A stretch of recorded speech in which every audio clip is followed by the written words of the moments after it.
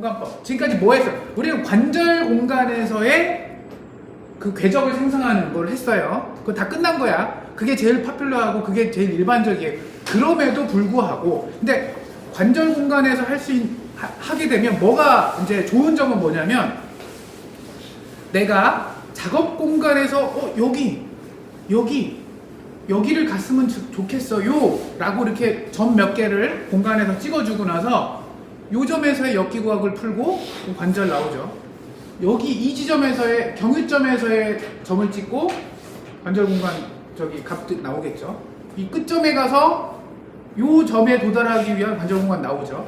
그러면 각 그 관절 중간 값들을 쭉 연결할 수 있는, 부드럽게 연결할 수 있는 그 방법, 그거를 뭐 3차원 다항식 방법, 3차 다항식 방법, 그 다음에 뭐 5차 다항식 방법, 그 다음에 또 뭐예요?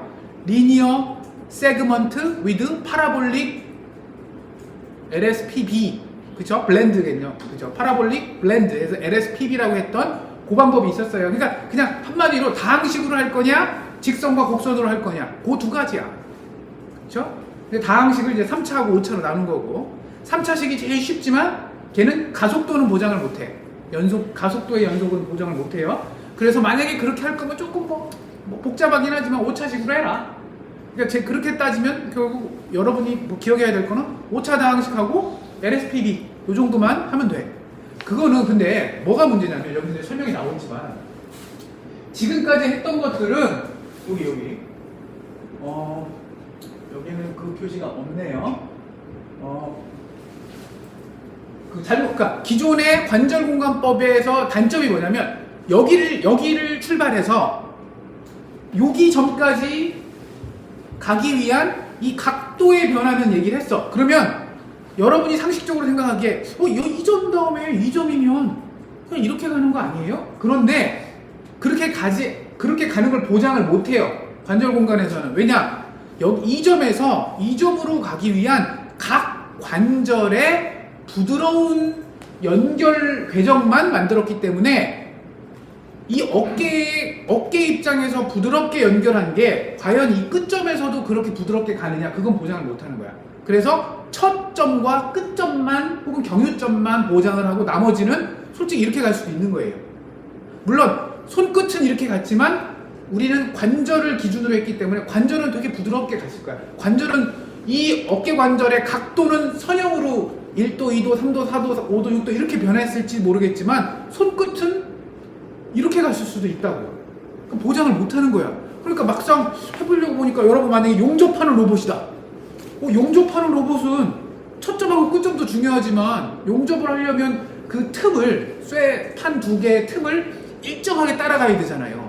그러니까 그거는 관절 공간이 중요한 게 아니라 그건 작업 공간에서 정말 직선으로 움직이는 게 중요한 거 아니냐라는 거예요. 그러니까 그런 특수한 경우에는 아까 말한 픽앤플레이스 같은 건, 여러분 계속 얘기했던 픽앤플레이스는 끝점, 물건이 있는 그 위치와 나중에 놔야 될 그 위치만 보장하면 되고 중간에 어떻게 가든 상관없거든.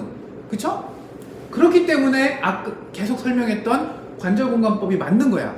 이렇게 가더라도 여러분 눈에는 이렇게 움직이는 게 이상하게 보이지만, 우리가 3차 다항식이나 5차 다항식이나 LSPB를 이용하면 눈으로 보기, 손끝은 이렇게 움직일지언정 이 각 관절은 되게 부드럽게 움직였을 거예요.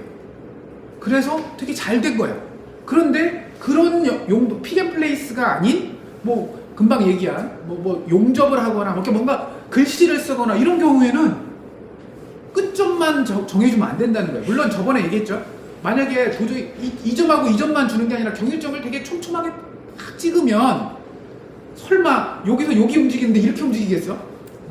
그 말도 안 되잖아요. 그러니까 이렇게 촘촘하게 찍으면 아마 직선으로 움직일 거야 라고 얘기를 한 거지. 근데 그렇게 촘촘하게 경유점을 계속 찍다 보면 계산을 계속 해야 되잖아요.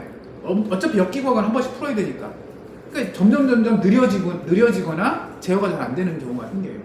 그래서 여기 이런 게 나오는 거야. 직교잡, 아예 손끝을 기준으로 손끝이 어떤 궤적을 따라갈지를 제어를 하고 싶다. 이것도 의미가 있는 거예요. 많이 쓰일 수 있어. 그런데 여기서는 그렇게까지 복잡하게 안 하고 여기 중간 부분 앞에 이제 설명은 하지만 대부분 직선 아니면 원, 사인 이게 단순하게 목표점이 표현될 수 있는 걸 갖고 한다. 직선이면 2점하고 2점이잖아요. 그러니까 되게 편리하죠. 관절 공간에서 표현하는 게 아니라 손끝에서 표현하는 거야. 여러분 3차원 공간이잖아요. 손끝은 관절 공간은 여러분 각도로만 표현됐잖아요. 세타 1이 몇 도에서 몇 도 사이냐, 세타 2가 몇 도에서 몇 도 사이냐 이건데 관절 공간은 작업 공간은 뭐예요? X, Y, Z, 롤, 피치, 요 이런 식이잖아. 그러니까 거기서 직선을 이 3차원 공간에서 직선을 표현한다? 이건 되게 좀 어떻게 보면 또 편리하게 직선은 또 편리하게 되죠. 3차원 공간에서 직선의 식은 간단하잖아. 그쵸? 원도 간단하지. 사인 이것도 간단하지. 그쵸? 그래서 그런 직선이나 원이나 사인 같은 좀 단순한 모양으로 궤적을 만드는 거야. 3차원 공간에서 손끝이 움직여야 될 요 경로를 좀 단순하게 만든다는 거예요. 근데 되게 웃긴 건 이 책에서 그렇게 얘기해놓고 뒷부분은 되게 간단하게 설명해요. 어떻게 설명하냐면 결국에는 역기구학을 풀어야 돼. 내가 이 지점에 요 위치에서 직선으로 이렇게 가려면 요 점하고 최소한 끝점은 알아야, 그쵸? 이 점과 요 끝점은 알아야 그 중간점을 직선으로 연결하든 뭐든 할 거 아니에요. 그쵸? 그래서 그걸 위해서 해야 되고 결국에는 손끝을 여기 왔습니다. 그 다음에 저 끝까지 가야 됩니다. 그러면 중간중간에 한 번씩은 어차피 제어는 여러분 관절을 해야 되잖아. 여러분은 모터 제어하는 거잖아. 이 관절에 있는 모터를 제어해야 되죠. 그러면 결국 뭘 알아야 돼요? 세타를 알아야 돼. 그럼 세타를 알려면 여기 그걸 풀어야 돼. 어차피 풀긴 푸는데 이렇게 요 직교좌표 공간으로 손끝의 목표점을 기준으로 해서 궤적을 만들어 놓으면 장점은 뭐예요?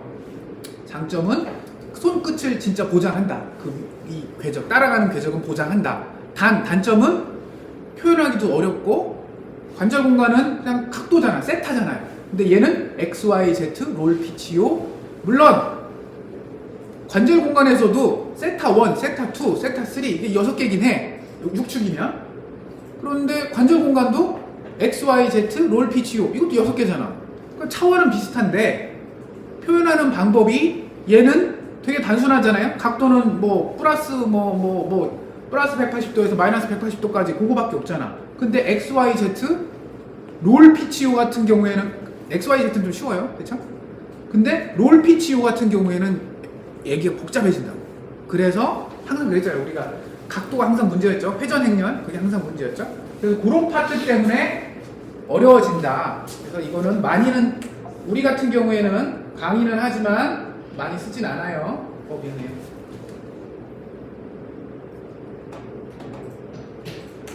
자, 그래서 좀 밀렸네요. 좀 오타가 저번에도 오타 났는데 요게 이쪽으로 내려가고 요게 좀 내려가야 되는 거예요.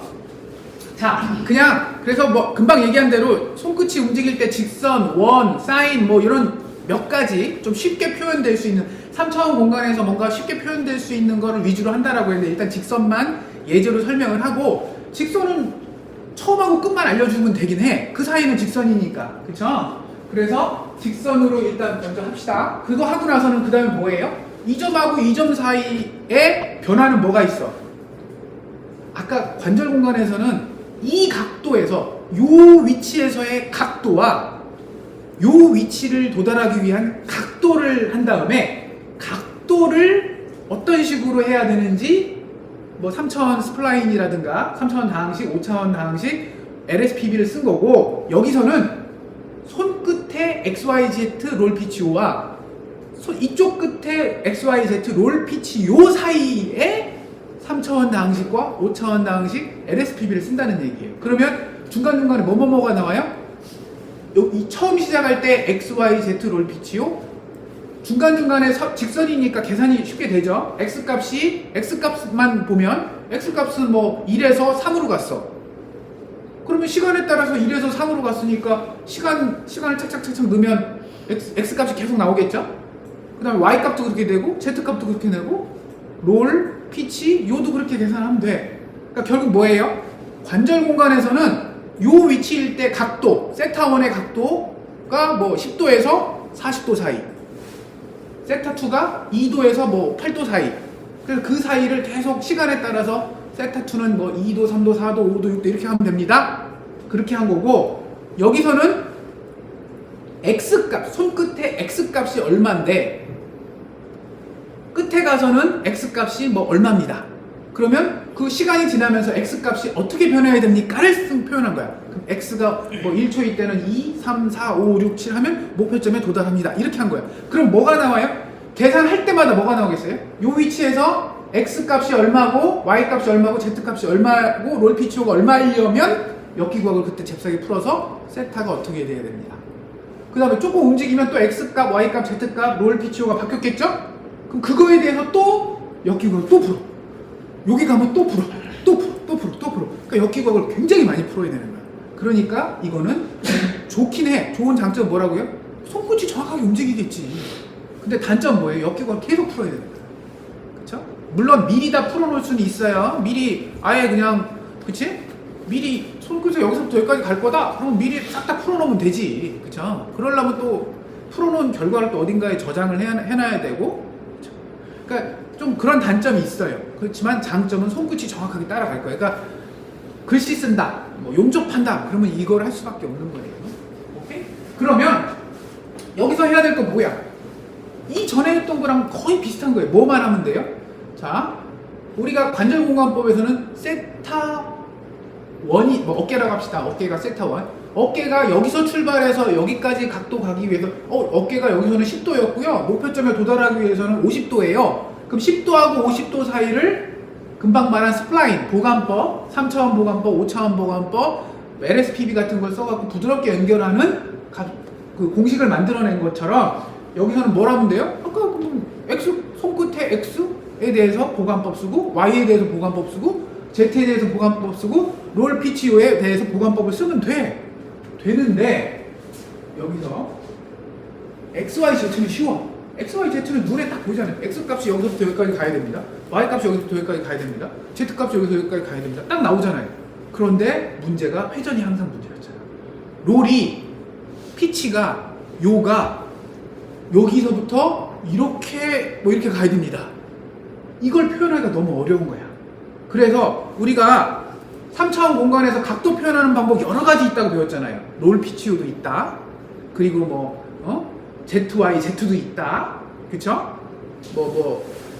저 쿼터니언도 있다. 뭐 그렇게 배웠죠? 근데 그 중에 쿼터니언 바로 가기 직전에 뭘 배웠어요? 3차원 공간에서 회전을 표현할 때 하는 방법이 직선과 원점을 지나는 직선과 그 직선을 기준으로 회전하는 각도로 표현할 수도 있다. 라는 걸 배운 적이 있어.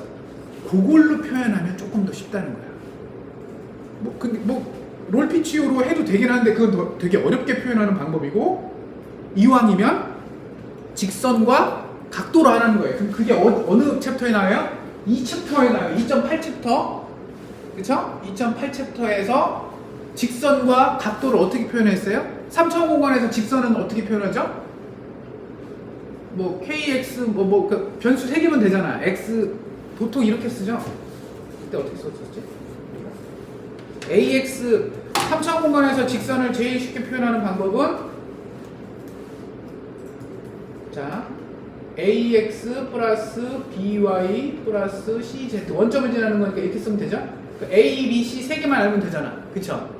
그런데 우리가 그때 뭐라고 했냐면 저기 A하고 그때는 KX, KY, KZ라고 했을 것 같아. 그치? 여기 좀 가물가물한데 이 앞에 A, B, C 대신에 우리가 KX, KY, KZ라고 쓴 것 같은데 아무튼 저 KA, KY, KZ가 3개를 알아야 되지만 나머지 하나는 2개만 알면 나머지는 저절로 정해진다. 그렇게 배웠어요. 그래서 실제는 3개를 알아야 되지만 2개만 알아도 된다.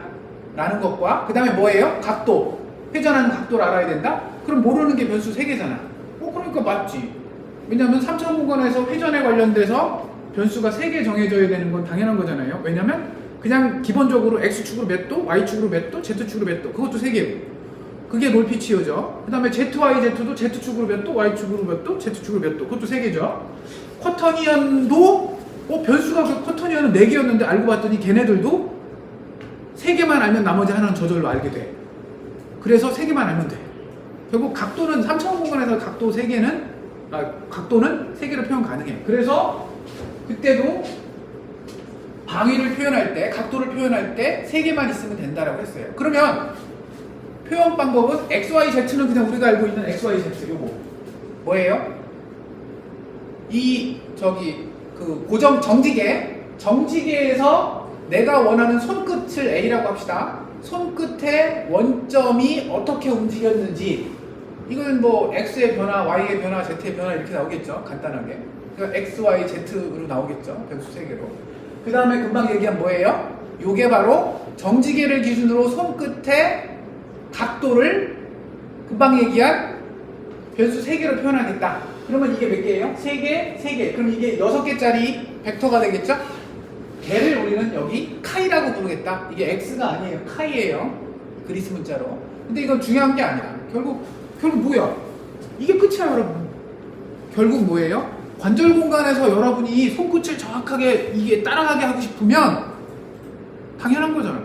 손끝의 X값, C 어디서부터 어떻게 변해야 되는지를 수식으로 써야 되고, 그거를 3차원, 계속 얘기했지만 3차원 다항식, 5차원 다항식, LSPB를 써도 되고, 그다음에 Y값에 대해서 쓰고, Z값에 대해서 쓰고, 그 다음에는 롤피치오라고 아까는 얘기했지만 이제는 뭐예요? 3차원 공간에 그 원점을 지나는 직선을 기준으로 회전하는 거는 뭐예요? KX, KY, 뭐 A, B, C라고 했지만 뭐 A, B, 그 다음에 각도 C는 저절로 구해지니까 A, B를 이용해서 C는 구해지니까 A, B, 그 다음에 각도, 세타 이렇게 3가지만 하면 된다. 그래서 6개로 보관법을 쓰면 되고, 그 다음에 뭐예요? 끝이야. 그 보관법을 써서 목표점을 정하면 된다. 그쵸? 그게 바로 이거의 끝이에요. 오케이? 이건 뭐죠? 그 다음에 그렇게 해서 경유점에 대해서 6개의 X값을, 여기서 말하는 X가 아니고 카이라고 그랬죠? 그럼 이게 뭐예요? 이 카이가 갖고 있는 값은 X, Y, Z, 그 다음에 3차원 직선에 A, B, 그 다음에 각도 세타, 6개의 값을 선정을 해. 이게 무슨 얘기예요? 처음 시작할 때 6개 값, 끝점에 6개 값 정하고 나서는 X가 이렇게 X가 뭐 10에서 50으로 변했고, Y는 1에서 5로 변하고, Z는 뭐 20에서 50까지 변하고, 그 다음에 각도도 그런 식으로 표현을 해주면 된다라는 거고, 그걸 통해서 우리가 이거 여러분 이거 많이 봤던 거 아니에요? 이거 뭐예요? 이거 LSPB 그거 식이잖아요. 그대로 갖다 쓰면 된다 라는 의미예요. 끝. 거기까지 끝이고, 그래서 작업 공간에서의 경로는 결국 변수를 뭘로 잡느냐야. 그러니까 관절 공간에서는 변수를 세타라고 하는 관절을 변수로 잡고, 걔네들을 시간에 따라서 내가 원하는 모양을, 움직임을 만들어내려면 시간에 따라서 어깨 관절이 몇 도 이렇게 움직여야 돼요. 이렇게 하는 거고, 그쵸?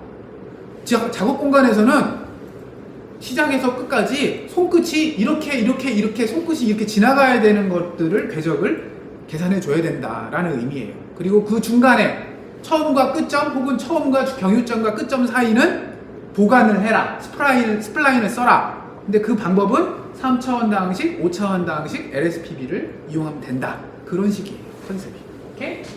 자, 그런데 아까 작업 공간으로 하면 되게 좋은 장점이 있다라고 그랬죠. 그게 뭐였어요? 정확하게 내가 원하는 걸 쫓아갈 수 있게 한다 라고 했잖아. 근데 굉장히 치명적인 단점이 또 몇 가지가 있어요. 뭐냐? 3차원 공간에서 이게 그림에서 보면 여기서 여기까지 가세요. 이렇게 아무 생각 없이 여러분이 막 작업 이렇게 프로그램 짜다가 A에서 B로 가세요. 이런 거지.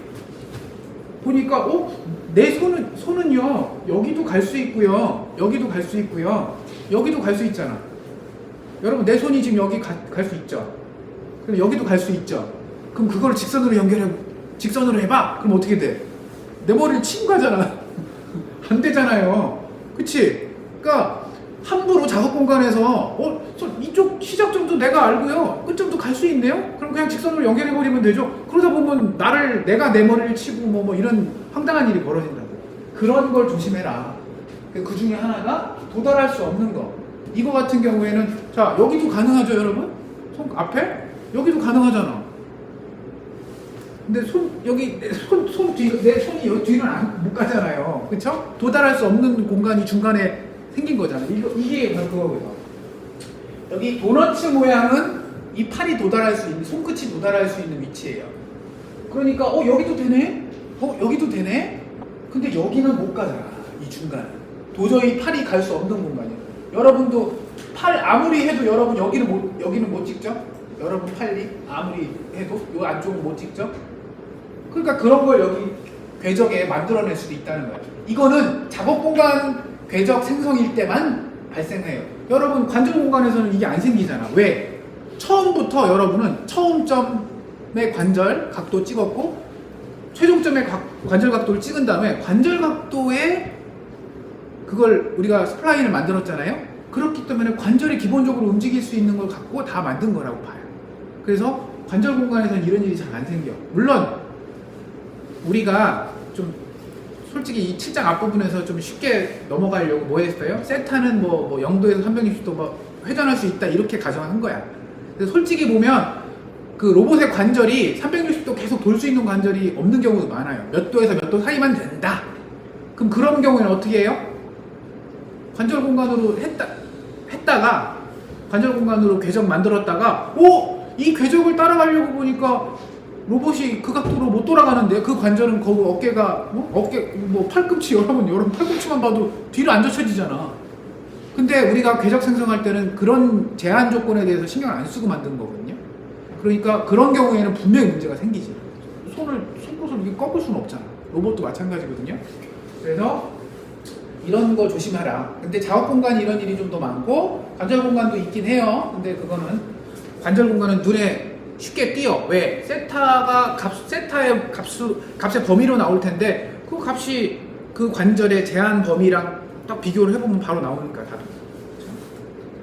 자, 이것도 마찬가지예요. 이것도 A 지점에서 B 지점으로 가라고 하면 손이 뭐 이런 식으로 돼 있다가 이렇게 가다가 여기 요점 요 근처점 이게 뭐예요? 우리 저기 특이점이라고 했었죠? 특이점. 갑자기 어떤 관절 속도가 급증하는, 관절의 속도가 급증해야 될 수밖에 없는 그런 위치에서 이렇게 가다가 이렇게 가려면 어떻게 가야 돼?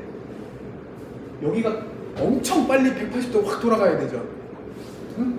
이 관절이 이렇게 가다가 여기 이렇게 확 돌아가야 되잖아요. 가능은 한데 이걸 하려면 여기서 말도 안 되는 가속도로 어깨 관절이 확 돌아가야 되잖아요. 그러니까 엉터리 같은 궤적이 나올 수도 있는 거야. 그러니까 저런 특이점은 항상 조심해야 돼. 특이점 찾는 거는 저번에 얘기했죠. 자코비안 디터미넌트 0인 거 찾으면 돼요. 오케이? 두 번째 넘어가고요. 그래서 뭐 이거 계속 좀 약간 밀렸네요. PDF 변환할 때 살짝 밀렸나 봐요. 그러니까 이 세타 다시 여기고요. 세타 더블 다시 이쪽이 약간 옆으로 이렇게 캡처해야 하는 것들이 약간 옆으로 이렇게 대각선으로 밀렸어요. 이쪽으로 살짝 옮기세요. 오케이? 그러면 이거 같은 얘기잖아. 직선 부분에서 이렇게 하고 코나 병역 LSPB죠. LSPB 쪽에서 포물선과 직선이니까 이거 직선이고 포물선 영역에서 이렇게 한다라는 거는 우리 저번에 LSPB 할 때 배웠던 얘기고요. 오케이? 그렇게 해서 계산한다. 이건 의미는 뭐냐면 이거야. 자, 요 지점에서 아까도 얘기한 대로 요 지점에서 시작 위치와 최종 위치는 알았어. 그러면 직선 X만 예를 들어봅시다. X 같은 경우에는 여기서 출발해서 10에서 출발해서 50으로 가야 된다라는 건 나왔잖아요. 그럼 그걸 직선의 방정식으로 쓰면 10 더하기 기울기가 4니까 4t 이러면 되잖아. 그럼 1초에 처음에 0초일 때는 10, 그 다음에 4t니까 14, 18, 22, 26 이렇게 가다 보면 10초 후에는 50에 도달하잖아요. 그렇게 되는 거야. 그런데 이건 1초마다 한 거잖아. 내가 1초마다 한 거고 0.1초로 하면 기울기를 4천으로 잡으면 되겠죠. 그러면 이렇게 쭉 따라가겠죠. 그럼 결국 뭐예요? 여기서 출발해서 그 다음 점 위치는 만약 1초라고 하면 10이고 그 다음은 14고 그 다음에 18이고 이렇게 가잖아요. 그러면 요 지점에서 요 지점까지는 그 1초 동안에는 정해졌잖아. 궤적이 이렇게 간다는 게 정해졌죠. 그러니까 그거 갖고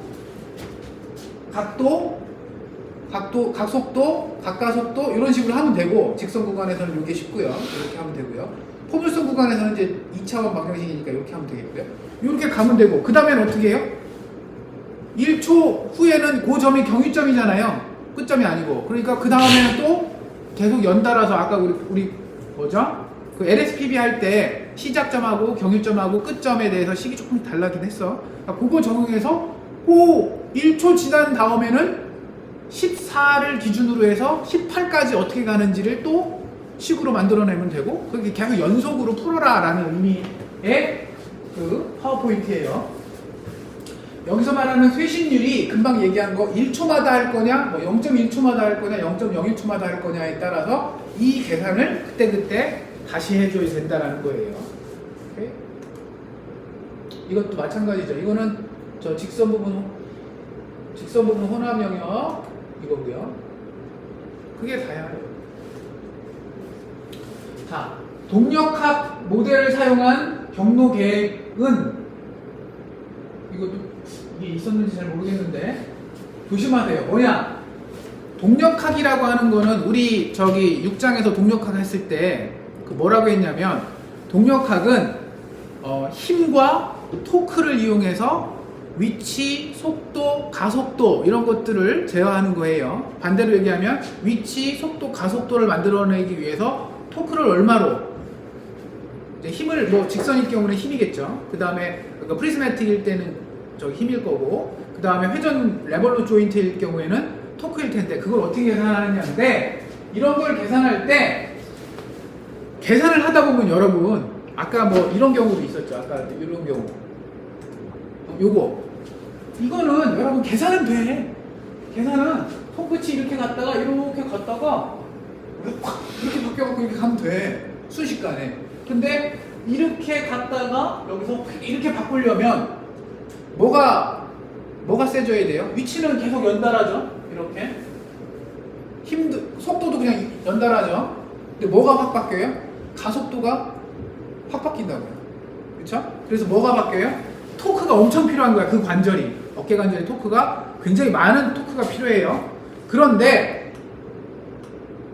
여기서 하는 얘기는 그 토크가 모터가 낼 수 있는 토크 이상을 만약에 계산을 해서 뭐 20Nm 힘을 주면 가속도로, 그러니까 토크를 주면 됩니다.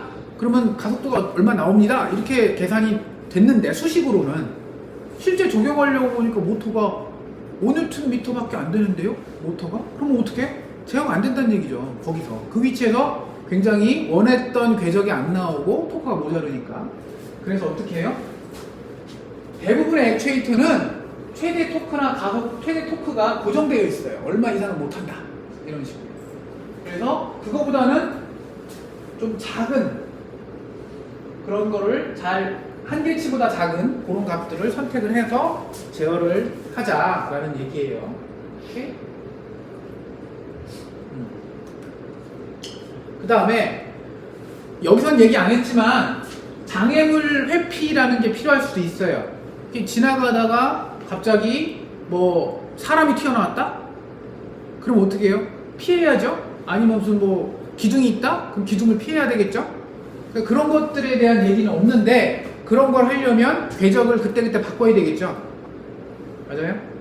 뭘로? 뭐 카메라 영상을 통해서 만약에 앞에 장애물이 보인다? 그러면 그 장애물을 피할 수 있는 궤적을 만들어낸다던가, 그렇죠? 장애물 회피, 포텐셜 필드가 장애물 회피하는 방법 중에 하나예요. 여러분 여기서 디테일하게 할 건 없고 그냥 쉽게 생각하면 이거지. 포텐셜 필드라는 건 장애물은 미는 힘을 낸다. 그러니까 자석이랑 비슷하다. 자석이라고 생각해요. 자석이 훨씬 이해하기 좋죠. 자석이 뭐예요? N극하고 N극끼리는 밀죠. N극하고 S극은 당기죠. 그런 거야. 그러니까 로봇이 N극이라고 봐. 그리고 장애물들이 N극이라고 봐요. 사람도 N극이고. 그리고 목표점이 S극이라고 봐요. 그럼 어떻게 돼요? N극이라고 하는 팔은 S극이라고 하는 걸로 막 끌려가잖아. 그런데 중간에 만약에 같은 극의 사람이나 장애물이 나타나면 어떻게 해요? 밀어내죠. 그러면 그 장애물이나 이런 것들이 밀어내는 힘하고 목표점이 당기는 힘하고 그 힘을 벡터로 조합을 싹 하면 로봇이 그걸 싹 피해가. 되게 신기하잖아요. 또 다른 또 쉬운 예제는 이거예요. 목욕탕에 목욕탕 여러분 바닥 있죠? 거기에 물을 한번 부어보세요. 그럼 어떻게 돼요? 하수구 쪽으로 물이 막 흘러가죠. 왜? 하수구를 항상 낮게 놨거든. 그러면 흘러서 하수구로 무조건 내려가죠. 어디다 물을 부어도. 그 얘기가 물이 따라가는 그 위치가 바로 로봇 팔이 움직여야 되는 위치라고 보면 돼요. 손끝의 위치. 그리고 하수구가 손끝이 가야 하는 목표점이라고 보면 되고. 근데 되게 신기한 게 그렇게 물이 가다가 만약에 여러분 저 목욕탕 바닥에 뭐 슬리퍼가 있어. 그럼 물은 어떻게 해요? 슬리퍼 피해가잖아. 어떻게? 지가 알아서 피해가잖아. 그게 뭐예요? 그런 거를 또 포텐셜 필드로 설명할 수도 있어요. 오케이? 그러면 이렇게 해서 7장은 끝났고요. 여러분 7장은 아까 관절 각도까지 스플라인 하는 고점까지만 기억하면 돼요. 그 뒤에 작업 공간은 기존의 관절 공간은 세타에 대해서 시간의 함수로 표현한 거다. 한마디로 그냥 그렇게 생각하면 돼. 시간의 함수로 각 관절을 표현한 거야. 관절각이 따라가야 하는 궤적을 만들어낸 거야. 그거를 3차원 곡선으로 만들 거냐, 3차원 다항식으로 만들 거냐, 5차 다항식으로 만들 거냐, LSPB로 만들 거냐, 그거 차이고, 그 다음에 아까 작업 공간에서의 궤적 생성은 시간 함수인데 뭐를 X를 시간 함수로, Y를 시간 함수로, Z를 시간 함수로 만들어야 된다라는 의미예요. 오케이? 자, 그 다음에 8장은 여러분 그냥 교양처럼 들으라고 그랬죠? 8장은 매니플레이터 기구 설계예요. 어떻게 매니플레이터를 설계할 거냐에 관련된 얘기예요. 그래서 설명은 장황하게 써있지만 잠깐만요. 크기가 좀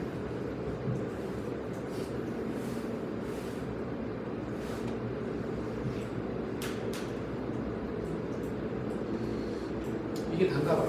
오케이? 자, 우리가 이걸 설명할 때 우리 매니플레이터 설계할 때 우리가 딴 얘기는 안 해서 옛날 링크 길이니 링크에 A니 D니 DH 파라미터만 얘기했잖아요. 근데 솔직히 여러분 로봇 팔을 만들려고 하면 뭐가 필요해요? 당연히 센서가 들어있어야 돼요. 왜? 로봇을 제어할 때 세타 미분인 속도, 각속도, 세타 더블 다신 각가속도를 알아야지 여러분이 계산을 제어를 할 거 아니에요? 그럼 그거를 누가 알아요? 센서가 아는 거예요. 내부와 자체 센서, 그러니까 내부 센서죠. 그럼 그게 어디 붙어 있어요? 모터 뒤에 붙어 있어요. 그거를 보통은 이제 많이 쓰는 건 엔코더예요. 오케이? 근데 엔코더는 위치, 속도, 가속도, 물론 이제 위치만 아는 거예요. 원래 엔코더는 위치만 아는 건데 그럼 위치를 미분하면 속도가 나오고 그걸 한 번 더 미분하면 가속도니까. 그래서 유추해내는 거고 가속도는 계산해서 알아내는 거고, 그렇죠? 그런 센서들을 여기서는 프로프리오셉티브 센서다 이렇게 불렀는데 그냥 이건 나도 처음 듣는 단어고 안 쓰는 단어고 그냥 보통 모터에는 엔코더가 붙어 있어. 그럼 엔코더를 이용해서 세타 미분, 세타 더블 닷은 알 수 있어. 그리고 뭘 알아야 돼요? 토크나 이런 걸 알아야 되겠죠? 그거는 여기 안 써있네요.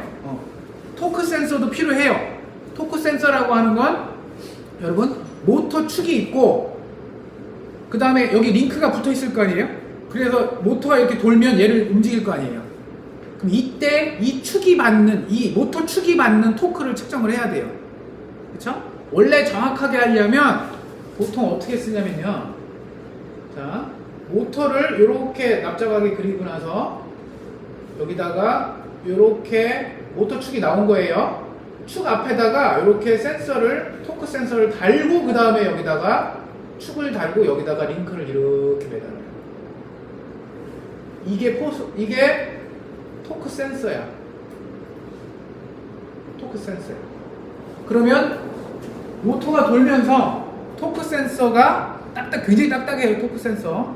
그러면서도 약간 이렇게 비틀림 요걸 측정을 해요. 얼마나 비틀렸는지 이런 거를. 그걸로 토크가 모터에서 링크로 토크가 얼마가 전달됐는지를 측정할 수가 있어요. 혹은 링크 때문에 모터 쪽으로 토크가 어떻게 넘어오는지도 측정할 수 있어요. 근데 저 토크 센서가 겁나 비싸요. 모터보다 더 비싸. 정확한 토크 센서는. 그래서 어떻게 써요? 토크 센서 쓰면 좋고 안 되면 링크에다가 그냥 모터를 달아. 똑같이 단 다음에 이 뒤에는 항상 엔코더가 붙어 있어요. 여기는 이제 엔코더가 붙어 있고, 여기는 당연히 엔코더는 붙어 있고, 요 뒤에 이제 모터에는 전원 공급을 해줘야 되겠죠. 그쵸? 여기에 전원 공급할 때 보통은 전압을 주는데, 이렇게 전압을 주는데 저항이 일정하기 때문에, 그쵸? 모터 내 저항은 일정해요. 그쵸? 전압을 계속 바꿔가면서 모터 제어를 하는 거예요. 그게 PWM 같은 방법을 쓰는 거예요. 그러면 여러분 상식적으로 생각을 해보세요. I는 R분의 V죠. V는 RI 배웠잖아, 회로이론에서. 그러니까 I는 R분의 V야. R이 고정돼 있잖아. 그럼 V가 바뀌면 전류가 바뀌겠지. 그치? 그래서 여기서 이쪽으로 흘러가는 전류를 측정하면, 전류는 근데 또 모터의 특징이, 토크는 전류에 비례해요. 그쵸? 그런데 전류는 전압에 또 비례해요. 그쵸? 그래서 이런 것들을 이용해서 모터로 들어가는 전압을 측정을 해갖고, 그 전압을 이용해서 물론 이제 저항을 달아서 하는 경우도 많아요. 저항을 직접 달아갖고 전압을 측정을 해서 그 측정된 전압을 이용해서 전류를 유추하고 계산하고 전류를 이용해서 토크를 유출을 해요. 그래서 그렇게 되면 대충 모터가 토크를 얼마로 내고 있구나라는 걸 측정을 할 수 있어. 그게 이제 링크로 전달이 되는 거라고 보고, 그쵸? 근데 정확한 건 이거고, 이거 너무 비싸고, 요게 싸니까. 추가해야 될 게 별로 없으니까 이걸 많이 써요. 이런 것들, 엔코더, 금방 얘기한 토크 센서, 전류 측정하는 전류 센서, 이런 것들을 합쳐서 센서라고 보면 되고, 그 다음에 말단 효과 장치, ND 팩터죠. ND 팩터도 우리는 이제 ND 팩터 생각은 안 했어요. 얘기는 별로 안 했어요. 근데 생각해보니까 로봇 8반 얘기했지. 그래서 손끝이 가서 그 다음에 어떻게 돼? 뭔가 일을 할 거 아니야. 픽앤플레이스를 하려면 물건을 잡을 뭔가 손끝이 있어야 되고, 만약에 드라이버를 한다 이렇게 하면 손끝이 드라이버처럼 뭐가 되어 있어야 되고, 그렇죠? 다양한 형태의 엔드 이펙터가 존재해. 사람은 엔드 이펙터가 없지. 하나지. 손이잖아. 이게 뭐 사람마다 태어날 때 다르게 태어나나? 다 손이잖아. 대신 뭘 써요? 사람은 도구를 쓰지. 손에 맞춘 다양한 도구들 있잖아요. 드라이버, 드릴, 핀셋, 이런 것들이 쭉 있잖아요. 공구를 다양하게 쓰는 거죠. 근데 로봇은 그렇게 할 필요가 없는 거야. 그러면 로봇도 교수님 손으로 만든 다음에, 사람처럼 손으로 만든 다음에 사람이 쓰는 그냥 공구 쓰면 되잖아요. 맞아요. 너무 좋아. 근데 낭비야. 왜? 손이 진짜 만들기가 어려운 거거든요. 잘 생각해보면, 여러분 생각해보면 손이 몇 관절이에요? 몇 관절이에요? 관절 되게 이 팔보다 손가락 관절이 훨씬 많아요. 그쵸? 그렇기 때문에 사람처럼 손 만들어갖고 로봇을 만들면 그거 좋다라는 건 이상적인 얘기고, 실제 공장에서는 돈 아까워. 너무 비싸. 여러분, 저희 시판되고 있는, 진짜 팔고 있는 손 중에 최고가는 1억이 넘어요. 손만. 엄청 비싸요. 팔은 뭐 몇천인데 손이 1억이에요. 너무 비싸.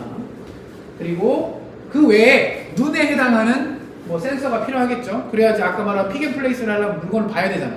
그렇죠? 그 다음에 제어기가 필요할 거예요. 이 모든 기구학이니 역기구학이니 자코비안이니 이런 것들을 이용해서 제어를 해주는 제어기가 필요할 거예요. 오케이?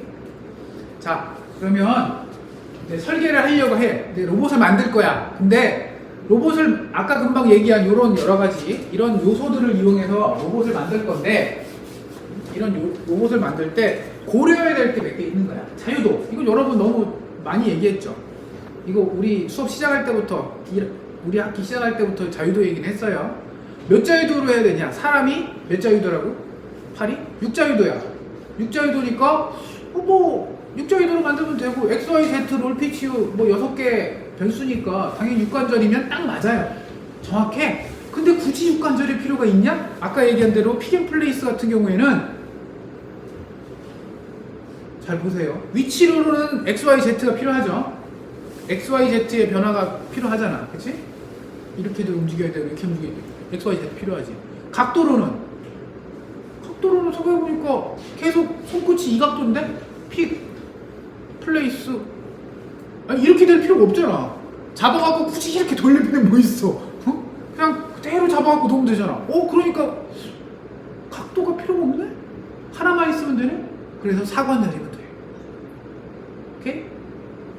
그래서 자유도는 여러분이 필요한 경우에 맞춰서 써라. 6관절 이하. 7관절이면 어떻다고요? 남는 거야. 왜? 편수는 X, Y, Z, 롤, 피치, 6개인데 관절이 7개면 하나가 남잖아. 그럼 그거 갖고 그걸 뭐라고 불러요? 여유 자유도라고 해요. 자유도가 여유가 있어. 7자유도, 8자유도, 9자유도 쓰면 되지 뭐. 로봇인데 어차피 로봇인데 여러분 마음대로 설계하면 되는 거 아니에요? 꼭 굳이 사람처럼 뭐 담을 필요 없잖아요. 그러면 자유도가 높으면 뭐가 좋아요? 사람이 못하는 동작을 할 수가 있는 거지. 금방 아까도 얘기한 대로 내가 손이 이렇게 갔다가 여기 못 잡죠? 여기 밑에는 여기 못 잡죠? 근데 그걸 이렇게 못 잡는 거를 자유도가 여유가 있으면 잡게 만들 수도 있는 거야. 오케이? 그래서 되게 다양한 움직임을 만들어낼 수 있지만 단점이 쓸데없이 비싸다. 관절 하나당 모터가 하나가 들어가고 아까 말한 토크 센서가 들어가고 제어기도 따로 붙이고 뭐 기구도 따로 만들고 그러면 가격이 계속 올라가요. 그럴 필요가 없는 경우에는 쓸 필요 없다. 특히 아크 용접 아까 얘기했죠. 용접 디버링이라고 한 게 뭐냐면 여러분 무슨 쇠를 자르고 나면 거기가 막 일어나죠. 막 거칠거칠하지. 용접해도 거기가 올록볼록 하잖아요. 그럼 그걸 어떻게 해요? 그걸 버라고 불러. B-U-R 버. 이렇게 튀어나온 거. 여러분 하다못해 플라스틱을 여러분 자르고 나면 거기가 막 날카롭잖아. 그럼 어떻게 해야 돼? 거기 살짝 다듬어야 되겠지. 그래서 버를 없앤다. 그래서 디버라고 해요. 그래서 그거를 동사로 만들면 디버링이라고 해요. 그러니까 뭔가 자르거나 용접하거나 뭔가 하고 나면 끝을 살짝 다듬는 거. 그 접착하는 거. 그거 이제 풀로 붙이면 뭐 하는 거고. 폴리싱은 이제 여러분 보통 폴리싱 하면 이렇게 여러분 뭐 닦는다, 광낸다는 의미인데 결국 막 문지르는 거잖아. 그렇죠? 근데 그런 애들은 아까도 용접도 마찬가지. 용접도 여러분 용접은 항상 이 방향으로 하지 않아요? 이 방향이랑 이렇게? 뭐 이렇게 하려고만 하면 뭐 이렇게 밑에 쪽도 할 수는 있겠지만 그건 이제 좀 이따 설명할게요. 그건. 그렇게 자유도 작업에 따라서 자유도를 바꿀 수가 있어. 그리고 특히 이 밑에 같은 경우에는 자 이렇게 해도 되고 이렇게 해도 돼. 손끝이 이렇게 용접해도 되고 이렇게 용접해도 돼요. 왜냐면 항상 이 라인으로 용접을 할 거면 자, 이 각도가 있는데 이 각도는 필요 없다는 얘기지. 이쪽도 되고 이쪽도 되는데 뭐. 그러니까 이 각도를 이 자유도는 하나 없애버려도 된다는 얘기야. 왜요? 그 용접하는 작업물을 이쪽으로 옮기면 되는 거 아니야. 그치? 이렇게 하다가 각도가 안 맞으면 얘를 작업물을 옮기면 되는 거잖아. 그러니까 그걸 굳이 로봇이 거기 가서 뭐 각도를 틀어갖고 할 필요 뭐 있어? 아까운 거지. 돈 아까우니까 그럴 필요 없다. 모자유도도 충분하다라는 의미고, 그 다음에 이런 거죠. 아까 말한 뭐 드라이버랑 뭐 픽앤플레이스 이것도 마찬가지죠. 특히 드라이버 같은 경우라고 생각합시다. 걔는 되게 웃긴 게, 자, XYZ는 3자유도가 필요한다고 치고, 그 다음에 끝에 가서 드라이버니까 얘는 계속 돌면 되잖아.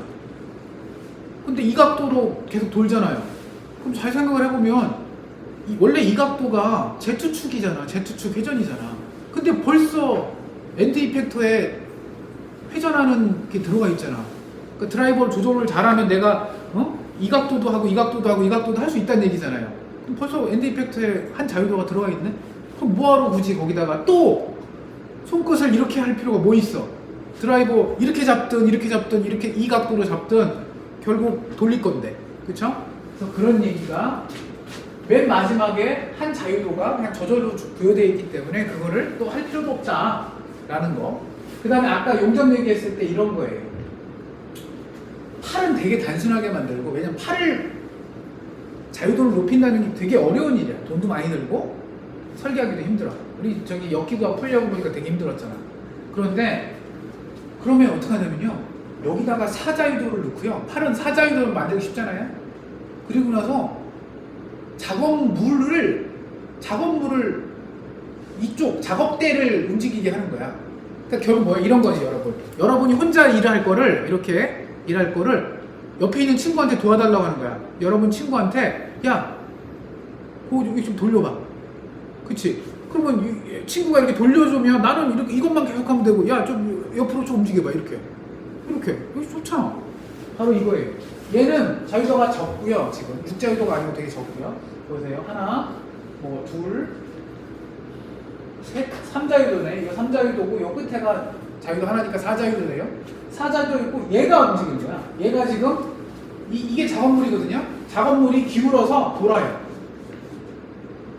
오케이? 그러면 이런 곡선을 만약에 만든다고 치면, 얘가 손끝은 여기 가만히 있으면 되고, 얘가 이렇게 돌면 가만히, 손끝은 가만히 있는데 얘가 이렇게 작업물이 돌면 원이 되는 거잖아. 그러니까 내가 굳이 이렇게 안 하고 얘가 돌면 되는 거 아니야. 그치? 그러니까 이런 식으로 해도 된다 라는 거예요. 그 다음에 그거 말고도 여러분, 작업 공간, 당연하지. 여러분 팔 길이가 정해져 있잖아. 그쵸? 그래서 팔 길이가 있기 때문에 여러분이 작업해야 되는 공간 사이즈를 봐서 팔을 선택을 해야 돼요. 설계를 하든지 사든지. 저번에 얘기했잖아. 우리 연구실에 UR3 있는데 가격 때문에 UR3 샀는데 6축이야. 좋아. 6축이고 다 좋은데 팔이 짧아. 그래서 뭐예요? 엘리베이터 버튼 못 누른다고 했잖아. 팔이 안 닿아. 그렇게 된다니까. 그게 작업 공간인데요. 하중. UR3가 무슨 뜻이냐면 유니버설 로봇에서 만든 3kg짜리를 들을 수 있는 로봇이에요. 3kg짜리 물건. 그 위급은 UR5, 그 위급은 UR10이에요. UR10 되면 10kg짜리 물건을 그냥 이렇게 딱딱 집어서 움직일 수 있어요. 오케이? 그러니까 작업, 여러분이 뭔가 하려고 하는 대상의 그 무게, 그러니까 몇 킬로를 움직여야 되는지, 그거에 따라서 로봇 선택을 잘 해야 되겠죠? 속력도 있어요. 어떤 로봇은 팔이 느리고 빠르기도 하고, 그쵸? 빠를수록 당연히 가격이 비싸고, 하중을 들을 수 있는 게 많을수록 더 비싸겠죠? 반복성과 정밀성이라고 했는데, 반복성은 이런 거죠. 이 점에서 이 점을 왕복해봐. 이걸 왕복했을 때 끝점에 도달하는 그 위치가 계속 일정하게 도달하느냐가 반복성이고, 정밀성은 뭐예요? 내가 어디로 가라고 했는데 정말 거기로 갔는지. 여러분 저기 예비군 훈련, 나도 군대 제대로 안 갔어. 병특이야. 근데 아무튼 탄착군 사격할 때 열심히 쏘잖아. 그쵸? 그러면 그게 탄착군이 이렇게 몰려있으면 뭐예요? 그게 반복성이 뛰어난 게 탄착군이 몰려있는 거야. 그치? 근데 그게 가운데 명중한 거에서 멀리 있어. 그래도 탄착군이 계속 거기에 잘 모여있어, 애들이. 그러면 반복성은 뛰어난 거야. 정밀성은 떨어져도. 오케이? 그러면 가운데 그 명중하는 그 10점 라인, 거기에 주로 모여 있어. 그러면 정밀성이 뛰어난 거죠. 오케이? 그리고 산업용 로봇 구조는 우리가 이제 DH 파라미터 그거를 설계할 때 이왕이면 간단한 설계하라고 그랬죠. A든 D든 뭐든 최대한 0이면 좋고 90도면 좋다고 얘기했잖아요. 왜? DH 파라미터가 간단할수록 뭐가 편해져요? 기구하기 간단해지고, 기구하기 간단해지면 역기구학도 간단해지고, 자크비언도 간단해지고, 다 간단해진다라고 했잖아. 그래서 간단하게 해라 라는 거고, 그 다음에 우리가 저번에 저기 퓨마 560도 했지만 주로 어떻게 설계하는 게 좀 산업용 로봇은 주로 어떻게 한다라고 했어요? 맨 밑에 세 개 축은 X, Y, Z 그거를 좀 커버하고 맨 끝에 손목 쪽에 4, 5, 6축은 각도, 방위를 좀 담당하는 걸로 설계 많이 한다라고 그랬죠? 그렇게 설계하라는 의미예요. 그리고 이건 여러분 이거는 좀 알아두면 좋아. X축, Y축으로 이렇게 Z축으로 움직이는 애를 겐트리 로봇이라고 불러요. 그러니까 얘는 회전이 없어요. 다 직선이야. 얘 이거 위아래잖아요. 옆에서 본 거니까. 이것도 직선으로 움직이고요. 이것도 직선으로 움직이고요. 이것도 직선으로 움직여요. 이게 겐트리 로봇. 이렇게 움직이는 것도 겐트리 로봇. 이거는 장점은 제어가 너무 간단해. 왜? 3차원 공간에서 X축으로 얼마, Y축으로 얼마, Z축으로 얼마를 움직여야 되면 바로 그냥 그 축을 담당하고 있는 그 모터에다가 움직이라 하면 돼. 뭐 역기구하기니 기구하기니 풀 필요가 없어. 대신 이거는 지금 3차원이니 모터 3개고 3차원이니까 각도는 못하죠. 각도를 하고 싶으면 요 끝에다가 뭘 달면 되겠죠. 3차원 회전을 위한 3축을 달면 되겠죠. 근데 얘 최대 단점이 뭐예요? 얘는 그렇지. 작업 공간이 요 안쪽에만 있잖아. 팔이 여기서밖에 안 움직이기 때문에 요 안에만 딱 모여 있어요. 직사각형 그러니까 정육면체 박스로 딱 정육면체가 아니라 육면체 딱 박스로 돼 있다고. 그 안에만 있어야 돼. 그러니까 뭐예요? 로봇이 작업물보다 더 커야 돼. 이만해야 돼. 작업물은 그 안에 들어와 있어야 돼. 오케이? 공장에서도 이거 쓰이긴 하는데 모르겠어요. 요즘은 이거 뭐 간단해서 쓰긴 좋은데 이렇게 선호하는 거 아니에요. 이건 이제 요즘이 유행이 이거지. 다관절 로봇. 우리 강의했던 것도 다 이거고요. 이거에 보세요. 작업 공간이 밖에 있잖아요. 이 빗금친 공간이 작업 공간인데, 근데 작업 공간이 되게 모양이 희한하지. 지 맘대로죠.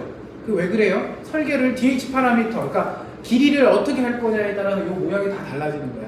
그리고 왜 오른쪽에서 위에서 보는 그림인데 오른쪽 그림이 왜 여기는 이만하지? 도너츠가 아니고? 그거는 이 로봇 제품 같은 경우에는 이 어깨가 여기서부터 여기까지밖에 안 움직이는 거야. 사람이랑 똑같죠. 사람 어깨 보세요. 여기서 여기까지밖에 안 움직인다는 의미잖아 이게. 그렇죠? 사람은 그러면 여기까지 움직이려면 어떻게 해요? 허리도 써야지. 허리도 안 되면 어떻게 해요? 다리도 움직이죠. 그러니까 뭐야? 팔만 쓰는 게 아니라 사람은 온몸을 다 써. 온몸을 다 쓰기 때문에 웬만한 공간 다 간다는 얘기니까 육축이 아니죠. 허리 자유도 뭐 발 자유도까지 다 합치면 몇십 자유도를 이용해서 사람 어깨로 하는 거야. 그러니까 이거는 이렇게 되는 거예요.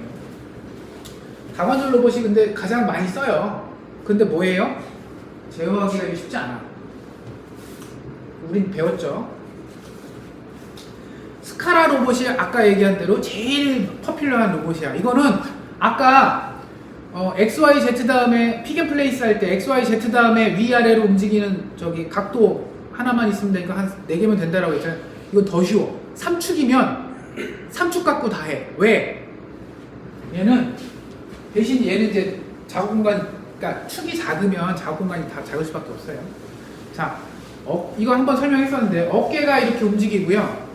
팔꿈치가 움직이는 요게 2개 다야. 이 2개 갖고 위에서 봤을 때 이 공간을 커버하는 거예요. 도너츠 공간을 2개 축 갖고, 그 다음에 위아래는 딱 이 프리스마틱 조인트 이거 하나 갖고 위아래를 커버를 해요.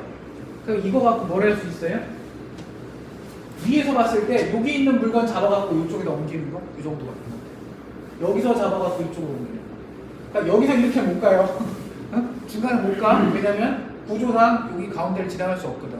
그래서 물건을 항상 잡으면 얘는 항상 우리 사람이랑 비슷해. 물건 잡아서 이렇게 안 가잖아. 여러분 물건 잡아갖고 이렇게 옮겨요? 이렇게 해갖고 이렇게 놓잖아. 편하잖아 이게. 잡아갖고 이렇게 옮기잖아. 이렇게 이게. 이거는 너무 파퓰러해서 이름이 스카라 로봇이고 이게 진짜 제일 파퓰러하고 많이 쓰이는 로봇이에요.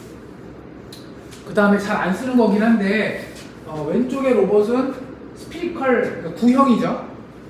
그러니까 약간 대포처럼 포라고 보면 돼. 포. 이렇게 움직이네. 이렇게 고정돼서 이렇게. 그렇죠? 이렇게. 그리고 얘는 실린더. 위아래로 움직이면서 이렇게 움직이는 거라고 했죠. 저게 뭐 데이터 센터 이런 데서 좀 많이 보이는 것 같아요. 그 손목은 저번에 얘기한 4, 5, 6번 관절 이렇게 딱 나란히 한 축에 모이면 좋다라고 그랬죠? 4번 축이 이거예요. 회전. 4번 축, 5번 축, 6번 축이 이거예요. 그러니까 딱 이 가운데에서 4, 5, 6번이 다 만나죠? 이걸 만드는 기계적인 구조가 다음과 같은 안쪽에 저 기어 뭉치 저 안쪽이 이렇게 생겼어요. 오케이? 이것도 나도 제대로 설계를 해본 적이 없어갖고 그냥 갖다 쓰기만 해갖고 저렇게 설계를 한대요. 오케이? 그거를 4, 5, 6번 관절을 이렇게 써도 되고 이런 식으로 누가 1988년도 저 어떤 좀 유명하신 분인가 봐요. 로세인과 와일리 이건 책 이름인데 와일리 앤서는 책 이름인데 아무튼 거기서 이론 여기 써있네. 도르프하고 노프라는 분이 아마 이쪽 관련된 축을 만들었나봐. 이렇게 한 축, 두 축, 세 축이 여기서 다 모이는 이런 되게 비스듬하게 생긴 관절을 하나 만들었나봐요. 나도 저거 본 적이 없어갖고. 자, 이렇게 합시다. 이렇게 넘어가고요. 그 다음에 그렇게 이제 설계를 로봇을 이제 고르면 되고요. 그 다음에 로봇이 이 로봇이 좀 좋냐 나쁘냐 이런 것들을 평가하는 몇 가지 그 지표가 있어요. 하나가 길이의 합, 별로 의미는 없어 보이는데 L이라고 써 있고 뭐예요? 각 관절에 A하고 D를 다 더한 거야. A하고 D를 더하면 뭐예요? 그냥 팔 길이가 그러니까 이거 L이 길다는 얘기는 뭐야? 그냥 팔이 길다는 얘기겠지 뭐. 팔이라든가 이런 관절이 길다는 얘기예요. 그렇죠? 이걸 다 더한 거를 L이라고 하고 그 L을 뭘로 나누냐면 오메가 W인지 오메가인지 이게 작업 공간이거든요. 작업 공간을 그쵸? 루트 3이라고 하면 이거 뭐죠? 왜냐면 작업 공간이니까 길이 방향으로 세제곱 했을 거 아니야. 그쵸? 근데 L이 길이니까 이 길이하고 얘의 그 차원을 맞추기 위해서 그쵸? 여기서 이렇게 써준 거야. 그럼 얘가 뭐예요? 팔 길이의 합과 작업 공간의 비율을 지표로 만든 거야. 그럼 이게 뭐죠? 효율이지. 설계가 얼마나 잘 되느냐. 왜냐면 무슨 얘기냐면 자, 내가 요만큼 작업 공간을 만들어내기 위해서 팔을 얼마만큼 길게 설계했냐라는 거지. 그러니까 제일 좋은 건 뭐예요? 팔을 짧게 만들었는데 작업 공간이 이렇게 많이 나와요. 그럼 좋은 거 아니야. 그쵸? 그래서 이런 지표를 써도 되고 그 다음에 저번에 한번 간단하게 했었는데 특이점이 뭐예요? 자코비안의 디터미넌트가 0인 거 이런 뭐가 돼요? 이거면 인버스가 존재하지 않잖아. 그쵸? 자코비안은 인버스가 존재하지 않죠? 자코비안이 어떤 의미였죠? 속도에 관련된 거잖아. 그쵸? 그러니까 속도가 어떤 위치에서 속도가 존재하지 않는다? 그 얘기는 뭐예요? 속도가 무한되거나 이렇게 좀 이상한 값이 그래서 싱글러리티라고 그게 특이점이라고 불렀는데 그거를 설계의 어떤 지표로 써보겠다. 그러니까 이게 없는 게 좋겠지. 당연히 특이점이 없는 게 좋겠지. 특이점에서 멀면 멀수록 좋겠지. 그쵸? 그래서 그거를 뭐라고 불렀냐면 Manipulability Measure W라고 불렀고 얘랑 서로 다른 거예요. 여기 W랑 여기 W랑 다른 거야. 여기는 W는 뭐냐?